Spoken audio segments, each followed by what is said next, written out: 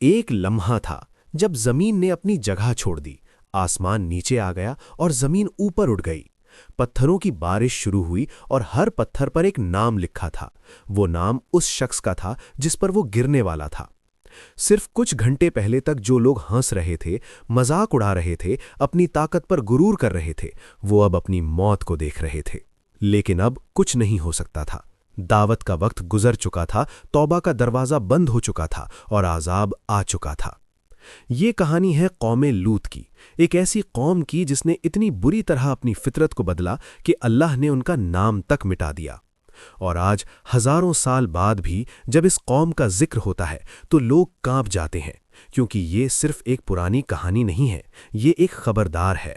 اور شاید آج ہماری دنیا بھی اسی موڑ پر کھڑی ہے جہاں کبھی قوم لوط کھڑی تھی۔ سدوم اور گمورہ کے علاقے میں یہ قوم رہتی تھی۔ خوشحال زمین، تجارت، دولتیں اور دنیاوی اسباب کے لحاظ سے کامیاب لوگ، مگر دل اللہ کی یاد سے خالی تھے، اور جب دل خالی ہو جائے تو شیطان اسے بھر دیتا ہے۔ وہی ہوا اس قوم کے ساتھ۔ پہلے یہ ایک یا دو افراد کی بات تھی، پھر یہ کچھ اور لوگوں تک پھیلی، اور پھر ایک دن ایسا آیا جب یہ پورے معاشرے کا رویہ بن گیا۔ مردوں کا مردوں کی طرف رجحان، فطرت کے اس اصول کو توڑنا جسے اللہ نے ہر مخلوق میں رکھا ہے۔ مرد اور عورت کا رابطہ جس پر پوری انسانیت کی بنیاد ہے، اسے چھوڑ کر انہوں نے ایسا راستہ اپنایا جس کی کوئی مثال پہلے نہیں تھی۔ یہ صرف ایک جرم نہیں تھا، یہ پوری انسانیت پر حملہ تھا۔ نسل و نسل کا سلسلہ رک سکتا تھا، خاندان کا نظام ختم ہو سکتا تھا، معاشرے کی بنیاد ہل سکتی تھی، اور سب سے بڑی بات، یہ اللہ کے بنائے ہوئے فطری نظام کا سیدھا انکار تھا۔ اللہ نے مرد کو عورت کے لیے اور عورت کو مرد کے لیے بنایا، یہ اللہ کی حکمت تھی، لیکن قوم لوط نے اپنی شہوت اور نفس کی غلامی میں یہ حکمت بھلا دی۔ اور پھر جو بات سب سے زیادہ خطرناک تھی وہ یہ کہ یہ سب چھپ کر نہیں ہو رہا تھا۔ گناہ اگر چھپ کر ہو تو بھی برا ہے، مگر جب گناہ کھلے عام ہونے لگے، جب اسے فروغ دیا جانے لگے، تو پھر عذاب بالکل قریب ہوتا ہے۔ قوم لوط میں یہی ہو رہا تھا۔ ان کی گلیوں میں، ان کے بازاروں میں، ان کی محفلوں میں یہ فحاشی دھڑک سے ہو رہی تھی۔ حیا ختم ہو چکی تھی، شرم کا نام تک نہیں رہا تھا، غیرت سو چکی تھی، خاندانی قیمتیں دھل چکی تھیں۔ ایک باپ کو اپنے بیٹے کی کوئی فکر نہیں، ایک بھائی کو اپنی بہن کی کوئی پرواہ نہیں، اور خود اپنے نفس پر کسی کا کوئی قابو نہیں۔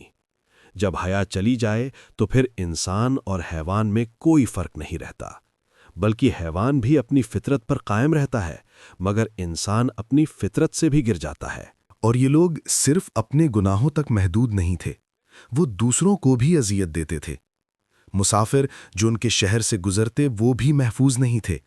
یہ لوگ مسافروں کو روکتے، انہیں تنگ کرتے، ان کے ساتھ ظلم کرتے، اور انہیں بھی اپنی برائیوں میں شامل کرنے کی کوشش کرتے۔ مہمان نوازی جو عرب اور پرانی اقوام کی پہچان تھی، اس قوم نے اسے بھی ختم کر دیا۔ راہگیر ڈر سے کانپتے ہوئے اس علاقے سے گزرتے۔ اس تباہی اور اندھیری میں اللہ نے اپنا نبی بھیجا، حضرت لوط علیہ السلام، اللہ کے برگزیدہ بندہ۔ انہوں نے اپنی قوم کو بلانا شروع کیا، دن رات محنت کی، سمجھایا، روئے، منتیں کیں، کہا کہ یہ راستہ جہنم کا راستہ ہے۔ اللہ نے تمہارے لیے پاک عورتیں بنائی ہیں، حلال راستے رکھے ہیں، پھر تم کیوں جہالت اور گناہ میں پڑے ہو؟ لیکن قوم نے کیا کیا؟ انہوں نے مذاق اڑایا، انہوں نے حضرت لوط کو دھمکایا، کہا کہ لوط تم بہت پاک باز بن رہے ہو، تمہیں ہماری بستی سے نکال دینا چاہیے۔ نیکائی کی بات کرنے والا رسوا ہو اور گنہگار اپنے آپ کو صحیح سمجھے۔ جب کسی معاشرے میں اچھی بات کرنے والا مسخرہ بن جائے اور بری بات کرنے والے ہیرو بن جائیں تو سمجھ لو کہ اس معاشرے کا خاتمہ قریب ہے۔ قوم لوط نے گناہ کو اسے عادت بنا لیا تھا، اور جو شخص انکار کرے اسے اصول پسند، بیکورڈ اور دماغ سے خراب کہا جانے لگا تھا۔ یہی سب تو آج بھی ہو رہا ہے نا، جب فحاشی کو فروغ دیا جاتا ہے اور پاک دامنی کو دیہات سمجھا جاتا ہے۔ جب حیا کی بات کرو تو لوگ ہنستے ہیں، اور بے حیائی کی بات کرو تو تالیاں گجتی ہیں۔ حضرت لوط برسوں سے کوشش کر رہے تھے، مگر کوئی سن ہی نہیں رہا تھا۔ وہ رات آنے والی تھی جب سب کچھ بدل جانے والا تھا۔ وہ رات جس کے بعد نہیں تو صبح تھی، نہیں تو اجالا تھا، نہیں تو زندگی تھی، صرف خاموشی اور موت کی خاموشی۔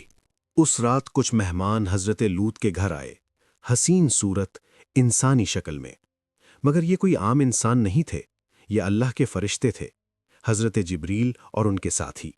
وہ اس لیے آئے تھے کہ حضرت لوط کو آخری بار خبردار کریں اور پھر اس فاسق قوم کو تباہ کر دیں۔ جب قوم لوط کو پتہ چلا کہ حضرت لوط کے گھر خوبصورت مہمان ہیں تو جھنڈ کے جھنڈ لوگ دوڑنے لگے۔ ان کی نگاہیں خراب تھیں، دل گناہ سے بھرے تھے اور ارادے سخت برے تھے۔ انہوں نے حضرت لوط کے گھر کا محاصرہ کر لیا، دروازہ توڑنے لگے۔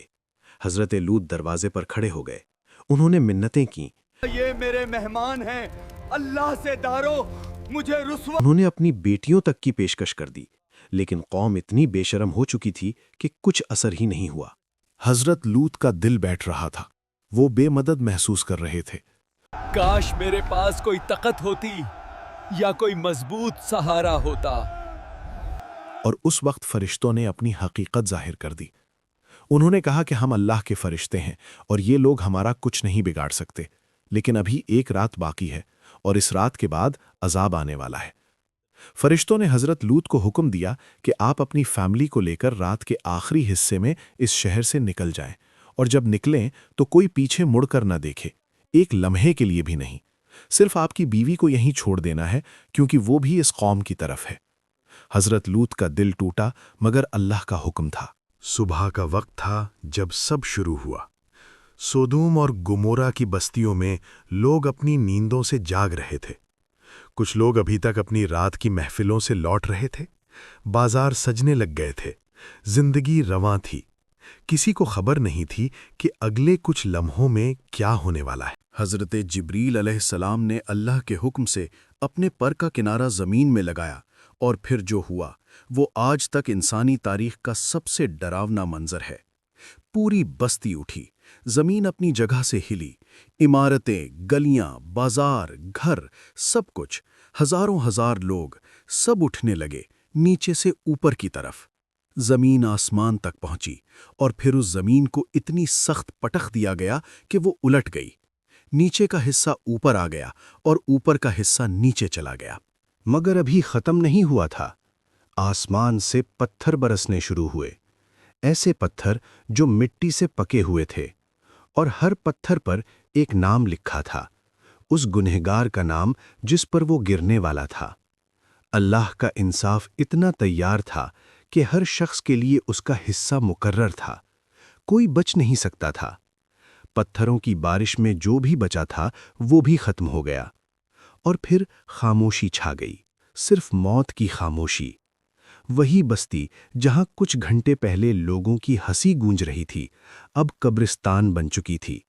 حضرت لوط اور ان کے ساتھ جو تھوڑے سے لوگ ایمان لائے تھے وہ دور سے یہ منظر دیکھ رہے تھے۔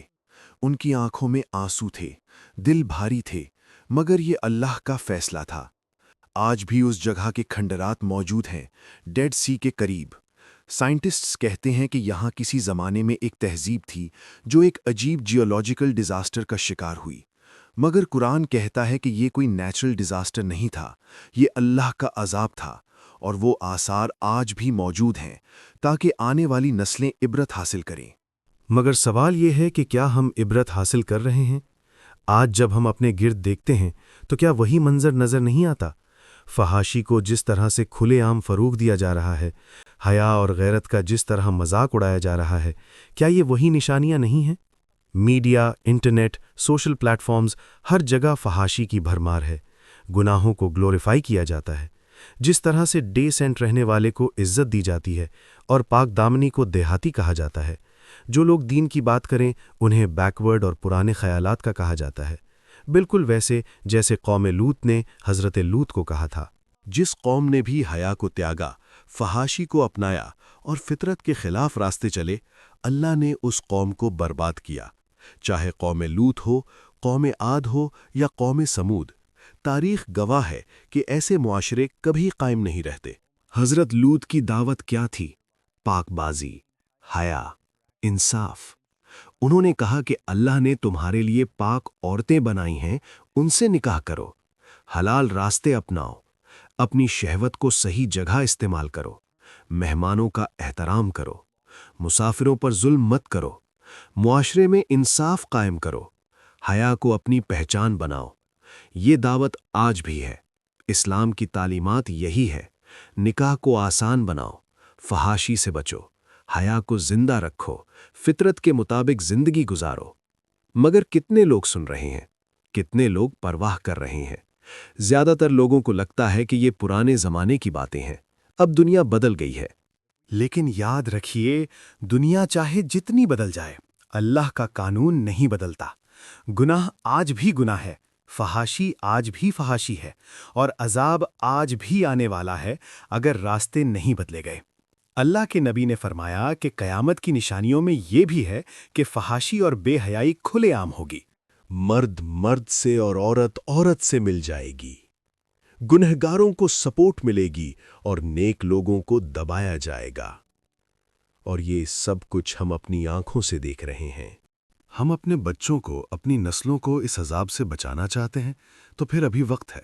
اپنے گھر میں حیا کو زندہ کرو، اپنے بچوں کو دین سکھاؤ، انہیں حلال اور حرام کی تمیز دو، میڈیا اور سوشل میڈیا کی غلط ٹیچنگ سے انہیں بچاؤ، قرآن اور سنت کی تعلیمات سے انہیں وابستہ کرو۔